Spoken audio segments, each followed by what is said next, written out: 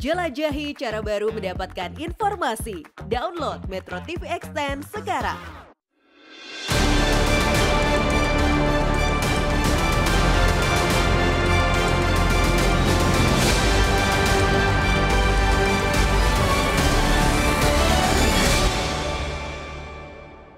Dipersembahkan oleh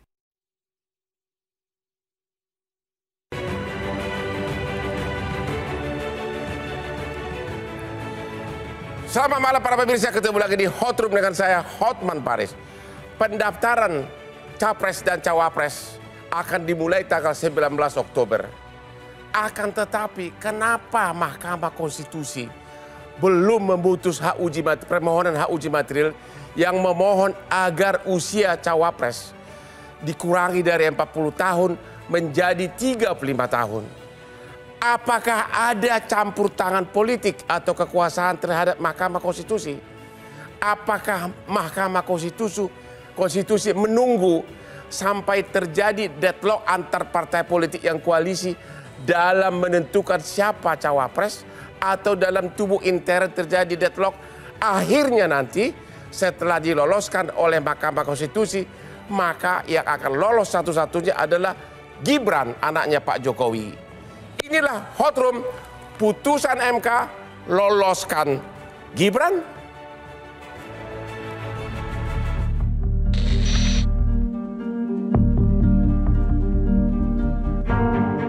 Di Undang-Undang Pemilu sebelumnya, syarat usia capres adalah 35 tahun.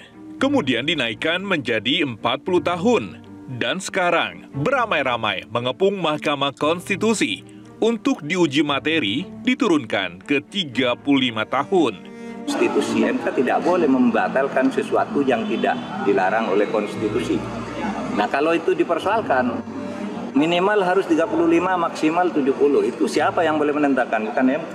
Itu open legal policy, artinya harus DPR. Benarkah gugatan batas usia ini diyakini secara luas bertujuan untuk membuka jalan putra sulung Presiden Joko Widodo, Gibran Rakabuming, yang kini berusia 35 tahun? Saya kira bukan rahasia lagi bahwa Mas Gibran adalah salah satu bakal calon wakil presiden. Bagi PDI Perjuangan, peraturan yang ada saat ini, yang berlaku saat ini, itulah yang kita jalankan bersama-sama. Terkait batas usia, itu merupakan bagian dari open legal policy yang dimiliki oleh DPR RI. Dan kemudian berbagai manuver-manuver politik kekuasaan memang mencoba banyak dilakukan. Maka pedoman yang paling elementer di dalam pemilu adalah kita konsisten pada peraturan perundang-undangan yang ada. Hingga kini MK belum memutuskan kapan akan menggelar sidang pembacaan putusan untuk batas usia capres dan cawapres. Meskipun para hakim konstitusi dikabarkan sudah menggelar rapat permusyawaratan untuk menentukan putusan. Akankah MK memutuskan hal ini dalam waktu dekat?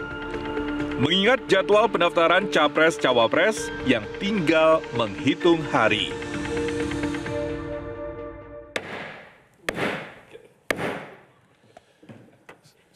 Salah satu kebiasaan Hotman, kenapa selalu sukses melawan orang-orang berdebat, karena white coffee kesayangan Hotman, kopi luwak. Inilah yang membuat saraf Hotman tetap segar dan siap bertarung setiap waktu. White coffee, kopi luwak. Aduh, beda dari semua kopi. Oke, Pak Andre Rosiade. Ya, Pak. Partai Gerindra. Siap. Kalau nanti Mahkamah Konstitusi meloloskan hak uji material mengurangi batas usia cawapres dari 40 tahun menjadi 35 tahun, apakah Gerindra akan langsung meminang Gibran jadi cawapres? Nah, jawab nih Bang ya. Ya. Partai Gerindra ini partai yang taat konstitusi dan aturan yang berlaku. Ya. Dan Partai Gerindra juga sekali lagi menangkap aspirasi dari berbagai pihak. Yaitu apa? Salah satu aspirasinya menginginkan anak muda sebagai subjek politik, bukan lagi objek. Jadi Anda mengatakan aspirasi politik sekarang mengarah agar anak muda, yang muda seperti Gibran. Iya, sebentar Bang. Ini aspirasi. Sabar dulu Bang. Ini kan nggak di sidang. Ini kan nggak sidang terdakwa Bang. Sing sabar Bang. Gara-gara minum kopi jadi minum kopi jadi semangat Ya, Bang. Jadi ini aspirasi yang berkembang bahwa anak muda harus bisa menjadi subjek, bukan lagi objek. Itu aspirasi yang berkembang karena bagaimanapun juga pemilih muda adalah mayoritas di 2024. Terus kedua. Tapi Bang, yang ketiga nih. Kami di Koalisi Indonesia Maju yang rata-rata ketua umumnya klien Abang itu yang tadi itu. Itu. Ya Pak Prabowo kan klien beliau puluhan tahun, dekat sama Pak Bang Hotman. Jadi itu akan mengambil keputusan dengan cara musyawarah untuk mufakat, Bang. Jadi nanti ya masing-masing partai tentu mengusulkan. Ada yang mengusulkan nama Mas Gibran, ada yang ngusulin nama Bang Erik, ada yang ngusulin nama Pak Erlangga, ada yang ngusulin nama Bu Khofifah dan yang lain-lain. Arahnya kemana menurut penilaian Anda? Arahnya, coba dong bocoran dong, arahnya kemana?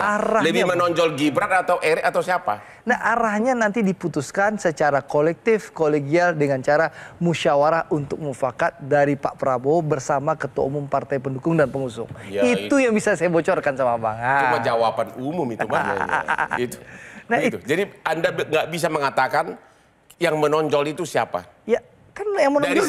Maksud saya dari segi keputusan partai arahnya yang kemana? menonjol kan jelas. PAN menyebut nama Erick Thohir. Golkar menyebut namanya Pak Erlangga. Lalu PBB menyebut nama Prof Yusril dan Gibran. Lalu juga ada teman-teman yang mengusulkan nama Bu Khofifah. Itu yang ada. Jadi belum ada jawaban. Kalau gitu kita tanya kepada Bapak Kapitra, politisi PDIP. Kapitra Ampera, politisi PDIP melalui Zoom. Pak Kapitra, apakah dalam rakernas PDIP kemarin Pak Gibran ada pamit atau minta izin untuk menjadi cawapres dari Gerindra? Silakan. Pak Hotman, sebelum saya jawab saya mau jelaskan dua hal. Pertama, PDI Perjuangan partai yang major reintrik. Partai PDI Perjuangan telah melewati gelombang badai maupun tsunami politik. Mulai dari era represif sampai hari ini PDIP survive menjadi partai PDIP Perjuangan menjadi partai pemenang pemilu maupun partai yang selalu menunjukkan identitas yang jelas. Partai Perjuangan itu partai petarung, bukan partai pecundang. Yang kedua, kader PDIP itu adalah kader ideologis dan sangat loyal kepada partainya. Karena bukan kader pragmatis dan oportunis. Karena apa? Karena PDIP mempunyai cita-cita besar, yaitu menjadikan uang cilik menjadi uang besar. Sehingga kader-kader PDIP itu tidak gampang diiming oleh kekuasaan yang lain. Oke, kalau gitu coba to the point. Apakah Gibran sudah ada indikasi minta izin kepada PDIP bakal masuk ke Partai Gerindra sebagai cawapres atau gimana? Ya, saya ingin jelaskan Bang Hotman. Kalau kader PDIP diminati oleh partai lain, kami senang saja dan bangga karena PDIP itu dicintai oleh partai politik lawan maupun lawan, sehingga kader-kadernya begitu banyak diminati. Tetapi kader PDIP tidak akan pernah keluar dari faksun, dari rules yang telah ditetapkan oleh konstitusi partai. Jadi kalau orang ingin meminang, ada pertanyaan. Itu boleh saja. Sekarang ini para pemilih suka ke generasi muda seperti Gibran. Dan kalau Gibran maju berarti karena para pemilih ini kan banyak dari generasi muda. Belum lagi dengan predikat dia adalah anak Jokowi. Apakah itu akan membuat Gibran akan mendapat suara yang banyak dan sebagai cawapres dari Gerindra? Generasi muda keberadaan Gibran sebagai kader dan anak muda itu juga memberikan kontribusi kepada PDIP dan justru menguatkan PDIP. Kalau menyeberang ke Gerindra kan, kalau menyeberang ke Gerindra kan malah bisa berakibat fatal bagi PDIP. Ya, itu framing isu yang dibuat untuk trading politik, ya. Dan kita easy going aja menyikapi dia begitu. Yang buat siapa? Apakah Pak Andre Rosiani? Yang buat siapa framing politik? Saya tidak tunjuk. Framing politik, framing isu itu sengaja dianalisis untuk sebenarnya ingin merebut ya kader-kader PDI agar bisa menguatkan kader-kader partai lain. Bagi kami sangat happy dengan hal-hal seperti itu karena apa? Pertama, kami tahu loyalitas kader PDIP. Kedua, kami senang bahwa kami adalah gravitasi politik Indonesia, sehingga orang banyak datang dan terpengaruh oleh putaran-putaran kebijakan politik di PDIP. Dan kami sangat happiness melihat situasi seperti ini. Siapapun partai manapun lah yang menginginkan hal-hal itu. Jadi bagi kami tidak ada yang mengkhawatirkan. Kapan PDIP akan membuat keputusan siapa cawapres? Apakah sudah? Apakah Puan atau siapa? PDIP Ketua Umum telah mengantongi siapa cawapres Ganjar Pranowo. Makanya begini, kami senang dengan kompetisi seperti ini, bahwa yang ikut juga orang-orang hebat, tetapi PDIP adalah orang-orang terlatih yang memenangkan setiap pertarungan. Mulai Terima kasih, Pak. Sampai hari ini kami pemenang pemilu. Terima kasih, Pak. Kita istirahat dulu. Presidennya akan datang. Kita istirahat dulu, setelah yang berikut ini tetap di Hot Room.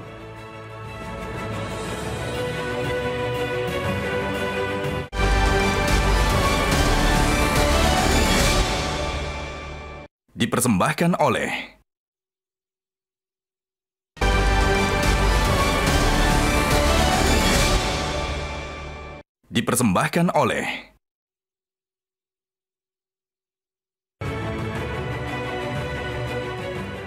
Kita mulai di Hot Room. Pak Effendi Ghazali, pengamat politik. Tolong dijawab, jangan terlalu umum seperti tadi dari Gerindra. Tolong dijawab seperti matematik 1 tambah 1, 2. Kenapa MK terlalu lama memutuskan hak uji material yang sangat simpel dari umur 40 menjadi 35? Toh zaman Jokowi, zaman SBY maupun zamannya Megawati dulu kan 35 tahun. Yang kedua, dan Anda juga jawab pasti. Apakah MK akan meluluskan itu dari 40 jadi 35? Jangan mengambang jawabannya. Ya, lebih cepat lagi mengatakan bahwa saya dan teman-teman pernah menderita lebih lama lagi. Kami mengajukan permohonan untuk pemilu tanpa presidensial threshold. Niatnya itu 10 Januari 2013. Baru diumumkan 23 Januari 2014. Padahal kata Prof. Mahfud MD, rapat permusyawaratan hakim sudah selesai di April 2013. Apa yang terjadi makanya dalam kasus sekarang? Dalam kasus yang sekarang. Yang sekarang, kenapa begitu lama? Jawaban yang kedua dulu, baru yang pertama ya. Judulnya ini kan tadi, apakah putusan MK memuluskan Gibran? Saya jawab iya. Dengan catatan kami itu inginnya, mudah-mudahan kami nih, kalau nanti beda nggak apa-apa, menginginkan pemilu serentak di seluruh dunia itu tidak ada presidensial threshold. Artinya saya setuju dengan MK memutuskan asal orang bisa memilih, maka dia layak dipilih di atas 17 tahun. Tapi syaratnya apa? Diusulkan oleh partai politik atau gabungan partai politik, sehingga kalau MK memutuskan boleh ya, karena itu melanggar hak konstitusional, dia berlaku tidak hanya untuk memuluskan Gibran, tapi memuluskan siapapun putra-putri bangsa yang dianggap muda, tapi oleh partai politik bagus, itu boleh diajukan. Jadi kita pertanyaannya sekarang kan sudah ada permohonan.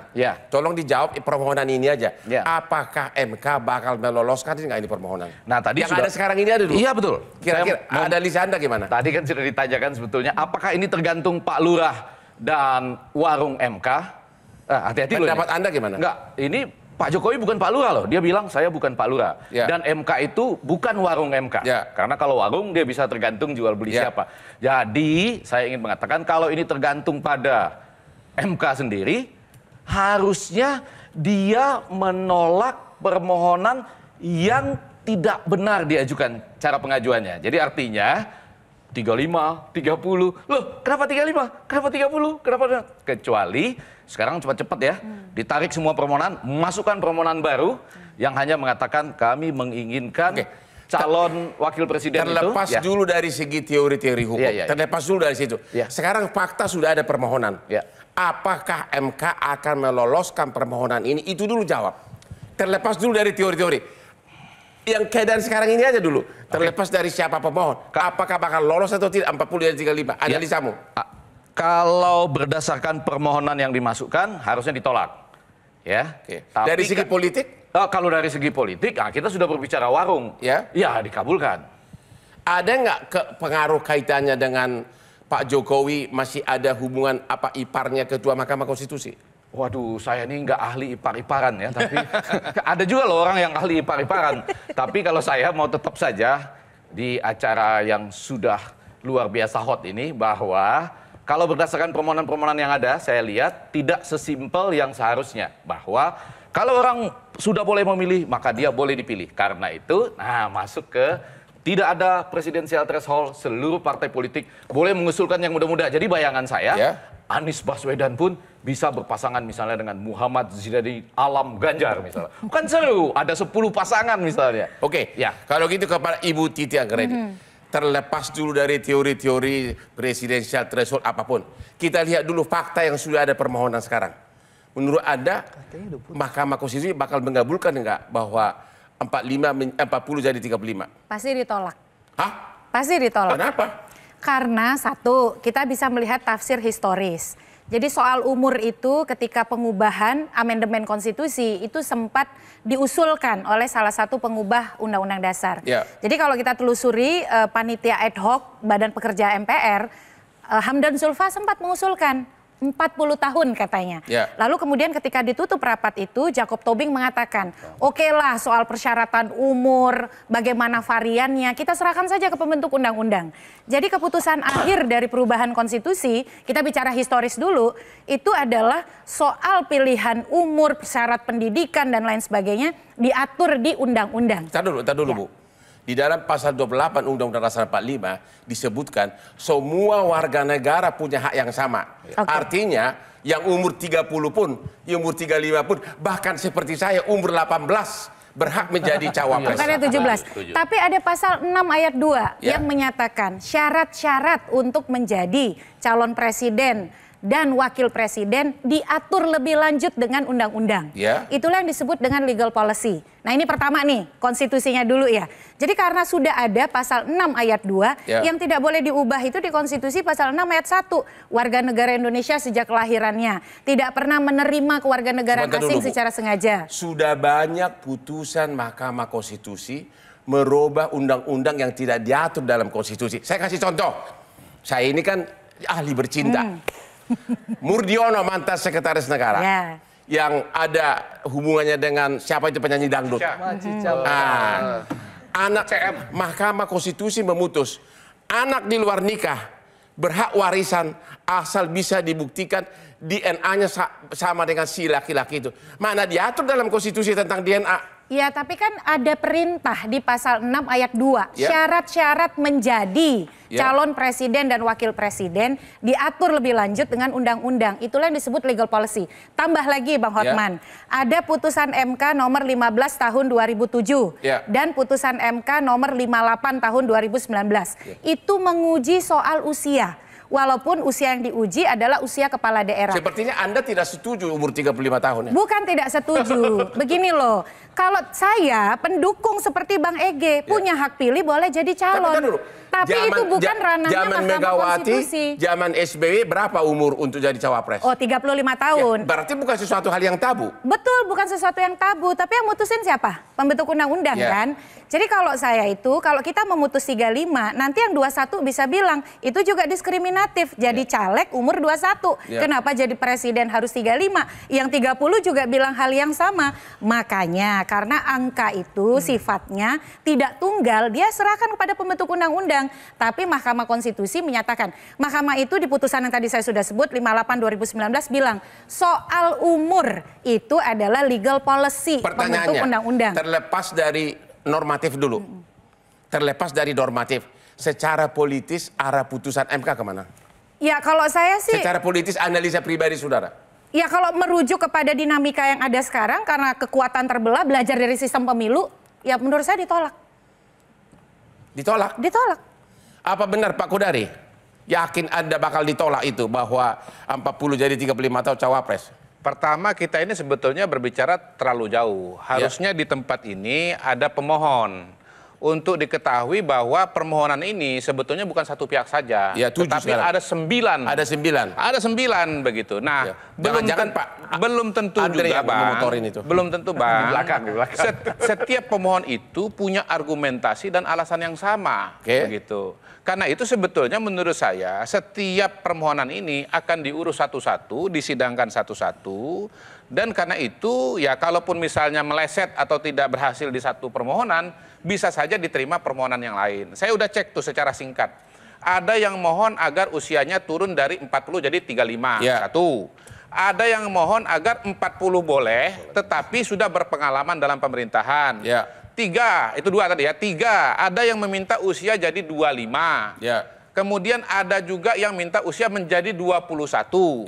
Bahkan di ruangan ini, ya, menurut saya kita mendengarkan satu argumentasi lagi. Betul. Apa itu? Meminta agar 17 tahun dari Effendi Ghazali dan Titi Anggraini. Cuman mereka nggak majukan permohonan. Mereka tadi mengatakan bahwa kalau boleh memilih, berhak juga untuk dipilih. Berarti sebetulnya usia 17. Terlepas dari itu semua, Anda pribadi melihat MK bakal mutus. Kalau menurut saya akan dikabulkan. Akan dikabulkan. Akan dikabulkan. Karena apa? Sederhana saja. Seseorang itu kalau sudah dianggap dewasa, berarti cara berpikir sudah oke, maka dia berhak memimpin, begitu loh. Dia berhak memimpin. Nah, masalah bahwa kemudian ada banyak undang-undang mengatur sekian banyak umur, itu kesalahan pembuat undang-undang. Justru disitulah kemudian kita membutuhkan Mahkamah Konstitusi. Mahkamah Konstitusi. Sebentar. Jangan dipotong hak konstitusional saya. Saya malah mau jadi begini. Jadi Mahkamah Konstitusi itu ada untuk tempat kita mengadu, memohon apabila ada hak konstitusi kita yang dilanggar oleh pembuat undang-undang. Nah, saya ambil satu contoh. Herman Safar, wali kota Bukit Tinggi, usia 37. Kemudian Pandu Kesuma, wakil bupati Lampung Selatan, usia 35. Nah, mereka ini kan kalau mau jadi wakil presiden, usianya nggak bisa karena dibatasi oleh undang-undang gitu loh.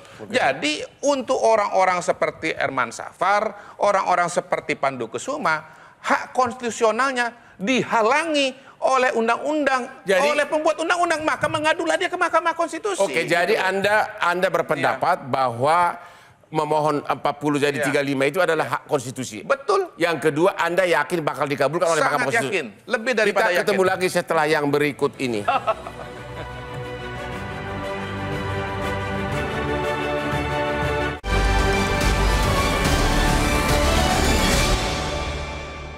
Dipersembahkan oleh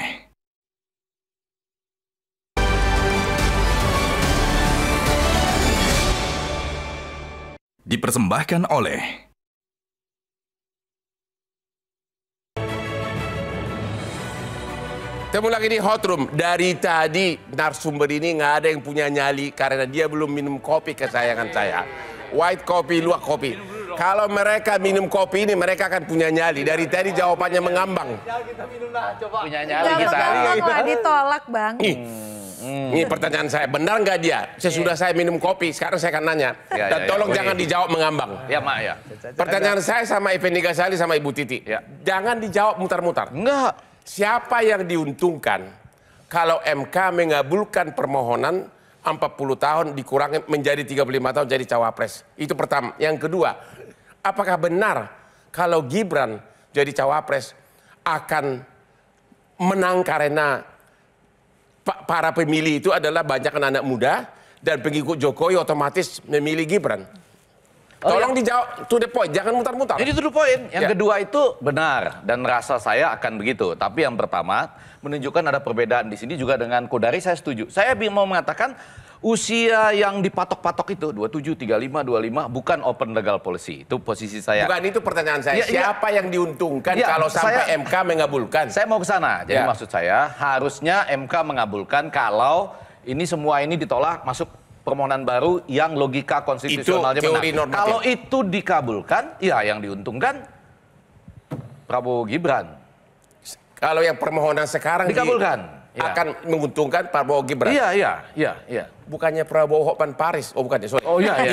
Prabowo Gibran didukung oleh Hotman Paris. Kalau lebih begitu. Ketua tim pemenangan. Nah, gimana Pak? Siapa yang diuntungkan kalau MK mengabulkan 35 tahun? Kan nama yang beredar itu jelas Gibran. Bahkan sudah menyampaikan kepada partai ada permintaan untuk jadi wapres. Regulasinya kan masih melarang. Berarti kan intensinya ke sana. Tetapi jangan lupa, permohonan juga ada yang meminta batas atas usia. Maksimal 70 tahun dan 65. Siapa yang akan dirugikan? Berarti ada yang diuntungkan, dirugikan. Kalau itu berarti calonnya Bang Andre yang akan terdampak. Kalau ada batas atas. Kalau yang dikabulkan hanya cawapres boleh umur 35, siapa yang diuntungkan? Ya jelas kan tadi sudah disebut. Yaitu bahwa Prabowo Gibran. Prabowo, ya masalah jadi Prabowo Gibran kan tergantung dari partai itu. Tapi nama yang muncul adalah Gibran. Nah soal misalnya ambang batas atas, ini pertarungannya yang kita khawatirkan adalah kalau kita kan konsen hanya pada usia. Mahkamah Konstitusi ditarik masuk pada politisasi yudisial. Jadi ini tidak murni soal... Para pemohon. Karena ini itu kan terbukti. Itu sederhana. Siapa yang narik? Orang yang takut karena survei Prabowo nomor 1. Tapi tunggu dulu. Ini para pemohon maju ke Mahkamah Konstitusi udah yang antar, bukan? Bukan. Oh bukan ya. Jadi yang menggugat itu yang sampaikan Titi itu. Belum selesai. Jadi yang narik siapa? Yang narik apanya? Mahkamah Konstitusi masuk ke politik praktis. Ya para pemohon dan terkait dengan dinamika politik praktis di belakang para pemohon siapa? Nah itu tadi misalnya saya tanyakan siapa yang nganterin mereka. Betul. Nah termasuk ada juga yang meminta misalnya agar persyaratan menjadi capres-cawapres itu adalah belum pernah menjadi calon lebih dari 2 kali. Nah itu maksudnya kan apa? Akhirnya ada yang dipicu lain karena permohonan soal usia 35 ini menyenggol-nyenggol Gibran, akhirnya ada calon lain juga kan yang ikut kesenggol. Mahkamah Konstitusi masuk pusaran yang kita sebut bukan hanya menjadi penyelesai masalah-masalah konstitusi, tapi juga terdampak kalau politisasi sampai yudisial. Mahkamah Konstitusi mengabulkan menjadi 35 tahun, apa keuntungannya bagi Jokowi? Ya kan anaknya bisa jadi cawapres. Oh begitu. Benar itu Pak Kodori? Ya. Kalau sampai dikabulkan, apakah ini menguntungkan Jokowi? Pertama yang diuntungkan tentu adalah anak-anak muda ya yang pada hari ini menjadi pejabat publik. Begini, ini ada konteks juga Bang Hotman. Bahwa pada hari ini ada banyak anak muda yang menjadi bupati, wali kota, gubernur. Itu sesuatu presiden yang mungkin tidak terduga juga sebetulnya oleh partai politik dan para pembuat undang-undang begitu. Karena ini sesuatu fenomena yang baru ya sesuai dengan zamannya. Nah, kalau bicara Pilpres, maka yang diuntungkan itu adalah Prabowo dan Hotman Paris. Kok jadi gue? Karena kalau Prabowo untung, Hotman Paris pasti untung kan? Kalau Prabowo untung, Hotman Paris pasti untung kan ya? Kalau gue jadi pengacaranya terus. Sebenarnya begini, kita ini sebetulnya agak melangkah terlalu jauh. Ya, karena apa? Gibran, kalaupun misalnya dikabulkan permohonan itu, belum tentu juga mau maju.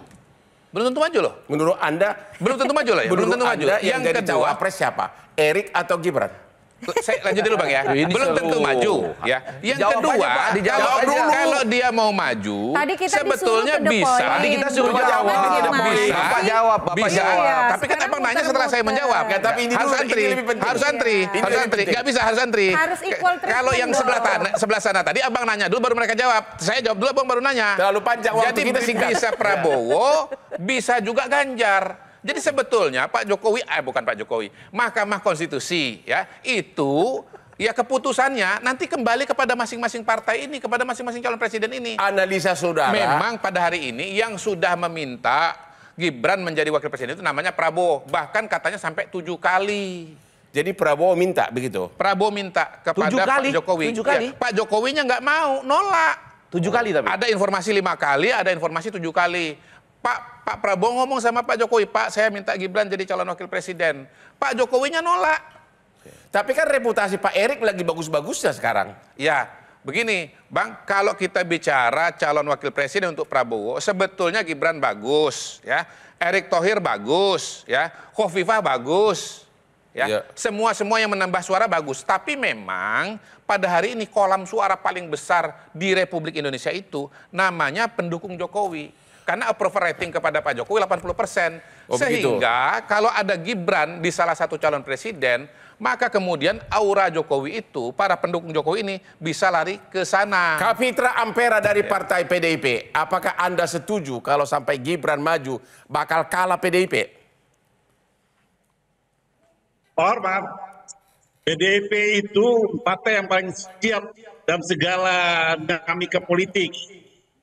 Saya khawatir bahwa banyak orang akan kecewa meskipun apapun putusan Mahkamah Konstitusi itu, Gibran tetap adalah kader PDIP dan tetap bersama PDIP. Harapan-harapan orang ingin mencoba mengambil paksa. Pendapat Bapak kan realistis kalau sampai dia diusulkan jadi cawapres, masa dia bertahan di PDIP? Enakan jadi cawapres lah, Pak. Jadi begini, Pak, itu kalau Bang Hotman, kader itu punya loyalitas yang tinggi, ya, punya ideologi. Jadi kader PDI itu bukan oportunis, ya. Jadi berbeda dengan kader-kader partai politik, ya. Bukan pragmatis. Andre Rosiade, menurut Anda Andre Rosiade ini oportunis? Bagi PDIP adalah bahwa hari ini kader PDIP diperebutkan. Itu sudah voting point buat PDIP. Sehingga PDIP hanya melihat apa yang dimimpikan bahwa kader PDI akan diambil untuk partai lain, itu tidak akan pernah terjadi. Jadi apapun putusan Mahkamah Konstitusi itu, ya pasti saya yakinkan Bang Hotman bahwa Gibran akan tetap bersama dengan PDIP. Kecuali kalau Gibran dipasangkan dengan Ganjar, kemungkinan itu akan diterima. Tapi kalau di luar itu saya yakin tidak akan pernah ada itu keinginan calon presiden yang lain saja. Ya, tapi kita banggalah bahwa PDIP adalah epicentrum politik Indonesia hari ini. Ini kan bukan mustahil menjadi presiden politik yang baru. Ya. Seperti misalnya Partai Golkar, ada tokohnya dua maju sebagai calon presiden wakil presiden. Dulu pernah Bang Golkar mengajukan Pak Wiranto calon presiden dan Yusuf Kala sebagai calon wakil presiden, begitu. Nah, bisa saja sekarang misalnya calon presidennya Ganjar Pranowo. Tapi kemudian Gibran maju sebagai wakilnya Prabowo, gitu. Kalau misalnya Prabowo menang, Gibran masih PDI Perjuangan. Nah, kalau masalahnya apakah PDI Perjuangan nanti akan memecat Gibran atau tidak kalau betul-betul menjadi wakilnya Prabowo Subianto? Ya, menurut Anda? Menurut saya, itu kan matematik jawabannya satu tambah satu sama dengan dua. Kalau mengacu pada track record ke belakang, ini akan dipecat. Ya. Tetapi kan saya bilang tadi bisa jadi ada presiden baru di mana Gibran tidak dipecat. Semua banyak orang berpendapat kalau Gibran maju dia akan membawa aura dari Jokowi, sehingga semua pengikut Jokowi akan memilih Gibran. Kalau dia jadi wapresnya Prabowo, Anda setuju dengan itu? Dari Gerindra? Ya, analisis yang disampaikan Bang Kodar itu masuk akal. Ya. Dalam arti kata, tapi sekali lagi kan ini terbentur konstitusi, Bang. Kalau lupakan dulu konstitusi. Nah, masalahnya kalau gol. Abang dokter hukum masalahnya. Kalau kan kita harus hati-hati gitu. Kalau gol. Oh, kalau gol. Ya. Jadi kalau gol tentu peluang Mas Gibran ada untuk dibicarakan dalam rapat musyawarah mufakat. Setuju nggak Anda bahwa kalau Gibran sampai cawapresnya Prabowo, maka seluruh pengikut dari Jokowi akan memilih Prabowo Gibran? Anda setuju? Kalau seluruh pengikut Pak Jokowi,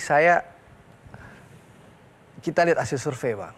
Tapi kalau kemungkinan Pak Prabowo dan Mas Gibran bersatu, kalau MK memutuskan boleh, lalu akhirnya kolektif kolegial dari musyawarah mufakat kami memutuskan Mas Gibran sebagai cawapres, ya mungkin saja bisa pendukung Pak Jokowi mayoritas akan mendukung Prabowo Gibran. Pak Effendi Ghazali, Pak Anggreni, pertanyaan yang sama. Apakah Anda setuju bahwa kalau Gibran maju jadi cawapresnya Prabowo, maka otomatis seluruh pendukung pendukung Jokowi akan memilih Prabowo Gibran dan bakal keluar sebagai pemenang? Anda sependapat? Menurut hasil riset demikian, tapi tidak seluruh.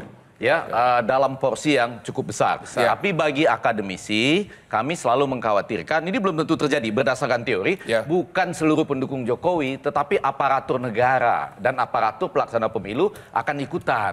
Itu teori loh itu. Karena ada dinasti politik. Ini walaupun orang gampang menuduh, tapi akademisi wajib menyatakan. Jadi ada porsi pendukung yang katakanlah cukup besar untuk memberikan suara ke sana. Saya bukan ahli politik, saya ingin masuknya di aspek hukum saja. Kalau kita bicara seolah-olah ini untuk politik anak muda, ini semua utopia. Utopianya kenapa? Salurannya udah dihambat kok, yang bisa 20% kursi, 25% suara sah. Jadi kalau mau bicara politik anak muda, bicaranya harus dari hulu, kasih keran yang sebesar-besarnya. Iya kan, kita bicara bagaimana menata konstitusi. Kan kita pendekatan konstitusi. Sudah ada permohonan, jawabannya tinggal yes or no. Iya kan sudah ada permohonan MK. Nah tadi kan sudah dijawab oleh para ahli politik. Anda setuju bakal menguntungkan Gibran kalau sampai? Situasi politik praktisnya kan hari ini mengarah pada nama tersebut. Terima kasih, kita istirahat lagi. Mengarah kepada nama tersebut.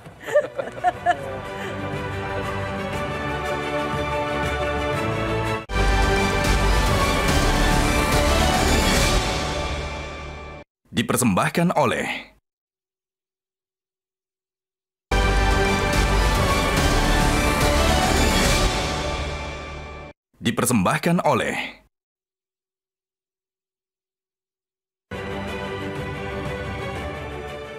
Temu lagi di Hot Room.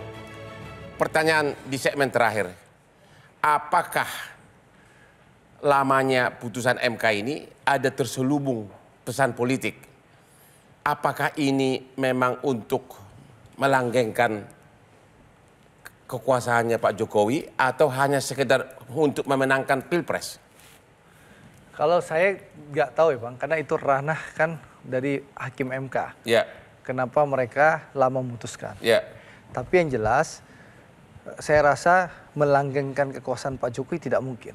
Ya. Karena periode Pak Jokowi akan berakhir di 20 Oktober 2024. Tapi kan diganti dengan anak. Nah, itu hal yang berbeda Bang. Oke. Karena sekali lagi, kalaupun Mas Gibran maju dalam kontestasi Pilpres nanti kan bisa menang, bisa kalah. Ya. Itu pertama. Yang kedua, dia melewati proses kontestasi pemilu yang harus dilalui, bukan diturunkan dari bapak ke anak. Itu beda. Dan artinya itu sudah pertarungan fair gitu. Pertarungan fair dan banyak terjadi bukan hanya di Indonesia, tapi di berbagai negara, bahkan di daerah-daerah. Di pilkada. Di pilkada banyak. Ya. Hari ini bapaknya bupati, besok istrinya, habis istrinya anaknya, banyak. Itu terjadi. Terima kasih. Pak Kodari, apa keuntungannya kalau sampai Gibran menjadi cawapres? Apakah itu sangat menguntungkan Pak Bagi Jokowi? Pak Prabowo sangat menguntungkan. Karena apa? Pertama, dia bisa keluar dari situasi rumit ya, karena semua partai mengajukan calonnya masing-masing. Ada yang mengajukan ketua umum, ada yang mengajukan tokoh yang dekat dengan partai tersebut. Nah, jalan tengah itu adalah orang yang bukan dari semua partai pendukung. Itu yang pertama. Yang kedua, seperti dikatakan oleh Andre, bahwa Pak Prabowo sebagai calon presiden senior itu didampingi oleh calon wakil presiden yang junior, yang muda lah kira-kira begitu, yang menggambarkan segmentasi yang besar pada hari ini di pemilih Indonesia. Yang ketiga, tadi yang saya katakan bahwa pemilih pendukung Pak Jokowi, orang yang puas dengan Pak Jokowi sekarang ini 80%.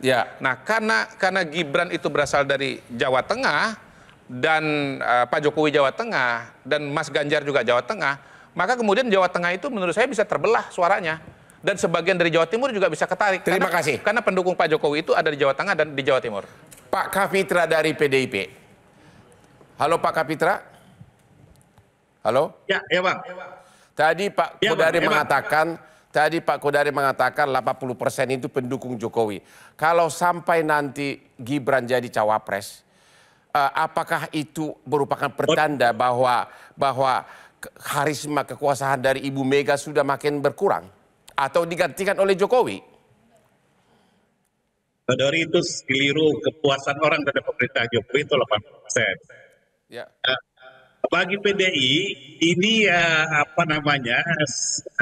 sirkulasi politik seperti ini kita akan nonton sirkus saja, bahwa PDI tidak akan terganggu dan apapun, karena apa yang dihipotesa akan hari ini itu kan cuman ramalan-ramalan politik yang tidak punya dasar apapun. Karena bagaimanapun Gibran sebagai kader PDI itu sangat loyal pada PDI, termasuk juga Presiden Jokowi adalah kader PDIP dan tetap selalu bersama PDIP.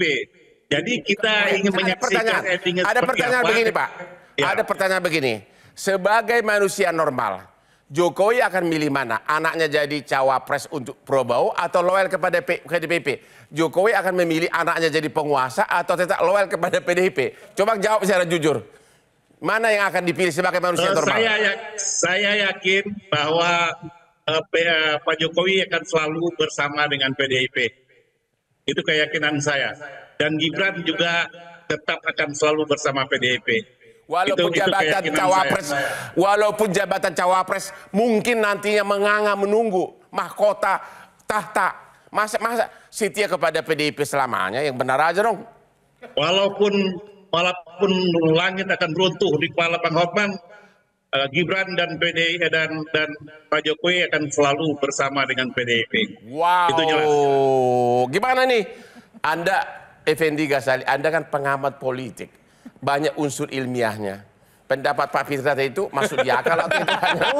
Saya pengamat komunikasi politik. Tapi pendapatnya itu sangat ilmiah. Saya ingin mengatakan yang paling membuat orang menderita itu adalah menonton sirkus yang sedang bermain, tapi tidak bisa mempengaruhi sirkus tersebut. Terus? Ya itu jadi menderita. Yang menderita siapa? Loh iya kan ada dong partai. Tadi katanya ada sirkus. Ya. Orang lagi nonton, pengen bermain, tapi hanya bisa jadi penonton. Bang Kapitra maksudnya itu menderita. Apa? Bang Kapitra yang menderita maksudnya. Sirkusnya kan ada di mana. Jangan gitu dong, jangan mengampang dong jawabannya. Iya, karena itu ada faktor-faktor lain. Gak apa-apa Bang, giliran saya, tenang aja, udah. Tapi ada faktor-faktor lain. Iya, ada faktor-faktor lain, yaitu yang pertama, kan kita mengatakan, sekarang ini yang kita dengar penolakan kan? Gibran mengatakan, enggak lah saya ini. Nah, beradu dengan teori itu nanti, yang mengatakan pada saat terakhir, kalau enggak koalisi Indonesia Maju bubar, kecuali Gibran sebagai penyelamat. Ya. Nah, tapi pada sisi lain kita dengar juga sekarang ada tawaran, Pak Joko Widodo jangan kemana-mana, anaknya jangan kemana-mana, menjadi ketum PDI Perjuangan. Ini tawaran yang bisa baik, bisa juga bikin marah. Jadi ini sirkus, jadi akan berhadapan dengan beberapa akrobatik gitu. Jadi naiknya Gibran jadi cawapres dan sampai lolos, itu justru akan menyelamatkan Jokowi sesudah berakhir kekuasaannya. Oh itu pastilah, artinya kan Anda nanya sebagai manusia biasa nih. Ya benar. Lihat anak jadi wapres, nanti bahkan pilkada dimajukan. Jadi pendapat Kapitra tadi nggak masuk di akal dong. Oh, Masa memilih loyal kepada PDIP sedangkan mahkota wapres menunggu? Kan yang benar aja sebagai dong. manusia, mana nggak mau melihat anak jadi wapres. Jadi pendapat Kapitra salah? Enggak, Kapitra benar juga. Kalau Pak Jokowi benar-benar adalah kader terbaik dan setia. Kan kakaknya sudah beda. Kartu keluarganya kan udah masing-masing. Iya. Bagaimana? Coba. Sekarang saya mau tanya kamu. Beda rumah loh. Saya tanya kamu. Ya. Kalau kamu anggota PDIP, sementara anakmu sudah pasti lolos jadi cawapres Gerindra. Dan kemungkinan menang. Dan kemungkinan, lu milih mana? PDIP atau Gerindra? Oh saya tanya dulu ke Ibu Ketua Umum. Itu yang penting, Bu Ketua Umum. Saya setelah selesai jadi presiden, saya ini sebaiknya potensi saya sebagai presiden itu akan digunakan apa? Gitu. Oke, Pak Ibu Titi. Ya, Tolong dijawab dulu. Ya, apakah Gibran ini benar-benar akan sangat menguntungkan Jokowi? Dan yang kedua, apakah begitu Gibran lolos, Pak Jokowi akan mengatakan ke Ibu Mega, goodbye Mama. Saya tidak punya kemampuan menganalisis itu ya, Bang Hotman. Gimana? Anda analisa? Ya, analisis hukum dong. Analisis hukum. Tapi bagi saya begini, mengapa saya yakin ini ditolak? Karena kita berkaca pada sistem pemilu, ada konsentrasi kekuatan yang tidak solid pada hanya satu soal 35. Kan kalau kita lihat arah partai, ini tuh beragam. Jadi bukan sesuatu yang terpenetrasi secara fokus. Nah yang kedua bagi saya, MK ini kerjanya masih banyak soal pemilu. Menangani sengketa pilpres, sengketa pemilu legislatif, sengketa pilkada. Jadi pertaruhannya terlalu besar. Saya ingin bicara normatif, tetapi bagi saya Mahkamah Konstitusi kenapa dia lama memutuskan, teknis saja, permohonannya ada 12 lebih. Dia harus periksa semua pemohon, periksa semua ahli. Tidak bisa kemudian dia putuskan hanya dalam 2 hari. Anda yakin bakal diputus sebelum 19 Oktober? Saya yakin akan diputus. Karena kan itu juga kalau kita lihat persidangan sudah selesai. Ini sedang RPH, akan putusan. Dan saya meyakini katanya RPH ini sudah ya? RPH sedang berlangsung. Informasi yang saya dengar. Yang saya dengar sudah selesai RPH. Masih berlangsung yang saya dengar. Ya, saya yakin ini Terangkan dulu RPH itu apa sih? Rapat permusyawaratan hakim. Karena ini kan permohonannya tadi Bang Kodari sudah sebut tidak tunggal. Usia ada yang minta 35, ada minta 21, minta 25, dan minta 30. Saya yakin ini akan dikabulkan karena konstruksi hakim MK ini walaupun sama-sama 9 Sulaiman, tetapi Sulaiman ini sebetulnya 9 ini sumbernya 3. Ada dari Mahkamah Agung, dari institusi kehakiman, ada dari Presiden, ada juga dari DPR. Jadi sebetulnya walaupun ada pertimbangan akademik, ada pertimbangan hukum, ada pertimbangan praktisi, tapi sense politik itu juga pasti akan berjalan di sana. Tapi DPR-nya kan tidak tunggal, tidak satu. Kita belajar dari putusan Ciptaker. Gitu. Kita harus akhiri di sini. Halo semua para pemirsa Metro TV. Anda tunggulah sebelum 19 Oktober. Kalau Mahkamah Konstitusi mengabulkan permohonan usia cawapres dikurangi dari 40 menjadi 35, maka arah politik akan semakin jelas. Dan akan tertutup kemungkinan bagi Hotman Paris sebagai cawapres. Demikianlah akhir dari acara ini. Sampai ketemu lagi di Hot Room setiap hari Rabu jam 9.30 malam. Hanya yang hot-hot karena hostnya sangat ganteng.